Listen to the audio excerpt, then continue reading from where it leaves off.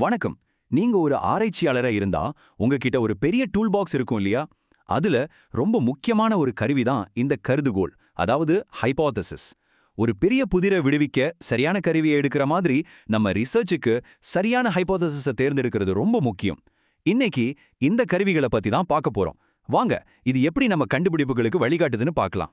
சரி, நாம என்னென்ன பார்க்க போறோம்னு ஒரு சின்ன அவுட்லைன். முதல்ல ஹைபாத்தசிஸ்னா என்னன்னு சிம்பிளா புரிஞ்சுக்கலாம். அதுக்கப்புறம் அதுல என்னென்ன வகைகள் இருக்குன்னு ஒன்னொன்னா பார்ப்போம்.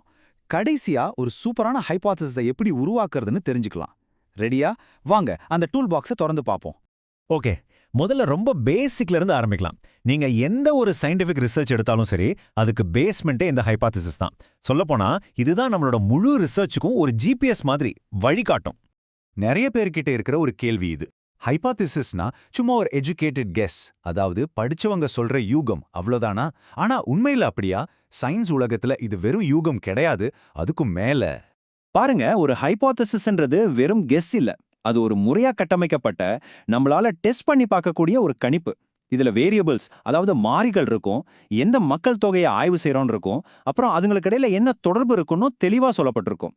சிம்பிளா சொல்லணும்னா இது உங்க ரிசர்ச்க்கான ஒரு ப்ளூ பிரிண்ட் மாதிரி. சரி, இப்ப நாம முதல் வகைப்படுத்தல பார்க்கலாம். இது எதை பொறுத்து இருக்குன்னா, உங்க ஹைபாத்தசிஸ்ல எத்தனை வேரியபிள்ஸ், அதாவது மாறிகள் இருக்குங்கிறத பொறுத்து. ஒரு விளையாட்டுல எத்தனை பிளேயர்ஸ் இருக்காங்கன்னு கணக்கெடுக்கிற மாதிரி தான் இதுவும். இதுல வித்தியாசம் ரொம்ப சிம்பிள். எளிய கருதுகோள், அதாவது சிம்பிள் ஹைபோதிசிஸ், ஒரே ஒரு காரணம், ஒரே ஒரு விளைவு, இதை மட்டும்தான் பார்க்கும். ஆனா சிக்கலான கருதுகோள், அதாவது காம்ப்ளெக்ஸ் ஹைபோதிசிஸ், ஒரே நேரத்துல பல வேரியபிள்ஸை கணக்கில் எடுத்துக்கும். நிஜ உலகத்துல எல்லாமே சிக்கலாதானே இருக்கு, அதை இன்னும் சரியா புரிஞ்சுக்க இது உதவும். இந்த எக்ஸாம்பிள பாருங்க. இங்க ரெண்டு வேரியபிள்ஸ் தான் இருக்கு. ஒன்னு ஏரோபிக் உடற்பயிற்சி, இன்னொன்னு ரத்த அழுத்தம். எது காரணம், எது விளைவுன்னு ரொம்ப தெளிவா இருக்கு இல்லையா? அதனால இது ஒரு நேரடியான டெஸ்ட் பண்றதுக்கு ரொம்ப ஈஸியான ஒரு சிம்பிள் ஹைபாத்தசிஸ். இப்ப பாருங்க, இதே விஷயம் எப்படி காம்ப்ளெக்ஸா மாறுதுன்னு.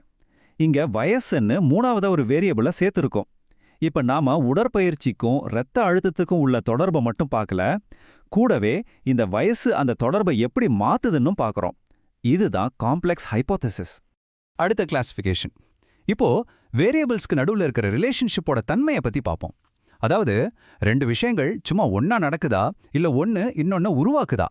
இது ரொம்ப முக்கியமான ஒரு வித்தியாசம். இதுல முக்கியமான வித்தியாசம் என்னன்னா, அசோசியேட்டிவ் ஹைபாத்தசிஸ், அதாவது இணைப்பு கருதுகோள், ரெண்டு வேரியபிள்ஸ்க்கும் நடுவுல ஒரு கனெக்ஷன் இருக்குன்னு மட்டும்தான் சொல்லும்.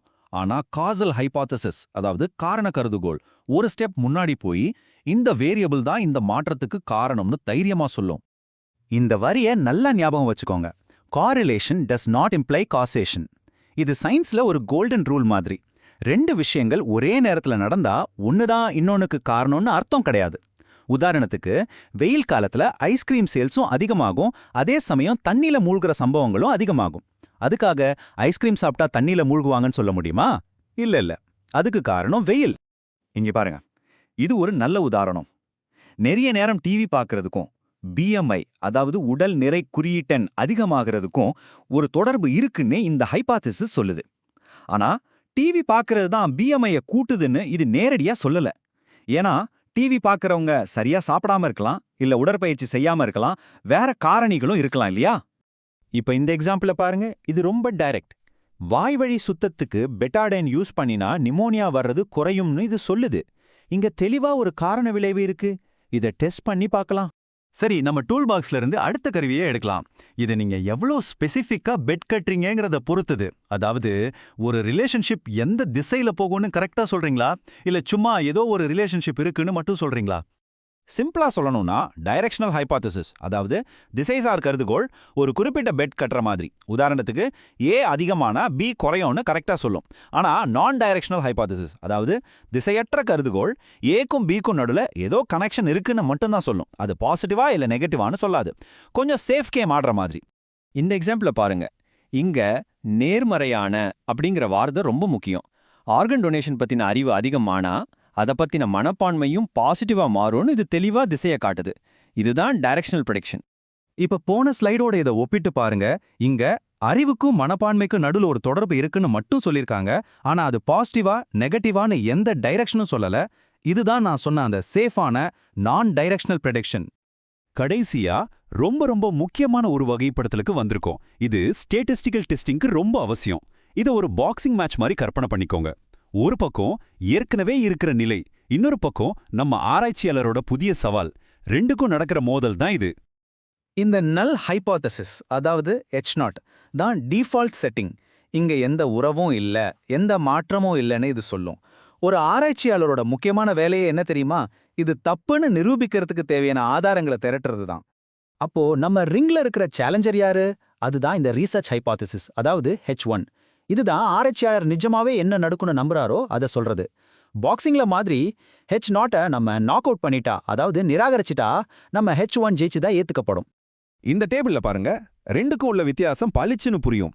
H0ன்றது ஸ்டாட்டிஸ்டிக்கல் டெஸ்டிங்குக்காக மட்டும்தான், அது நோ ரிலேஷன்ஷிப்னு சொல்லும்.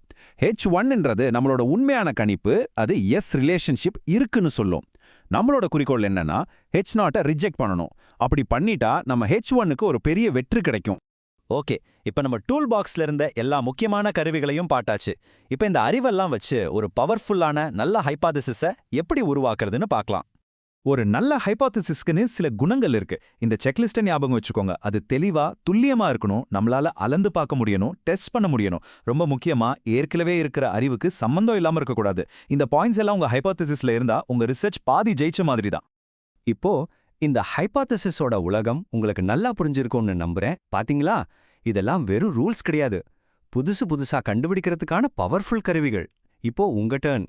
உங்களை சுத்தி பாருங்க. உங்களுக்கு தெரிஞ்ச எந்த 2 விஷயங்களுக்கு நடுவுல ஒரு தொடர்பை நீங்க டெஸ்ட் பண்ணி பார்க்க விரும்புறீங்க? யோசிங்க. அடுத்த பெரிய கண்டுபிடிப்பு உங்ககிட்ட இருந்து கூட வரலாம்.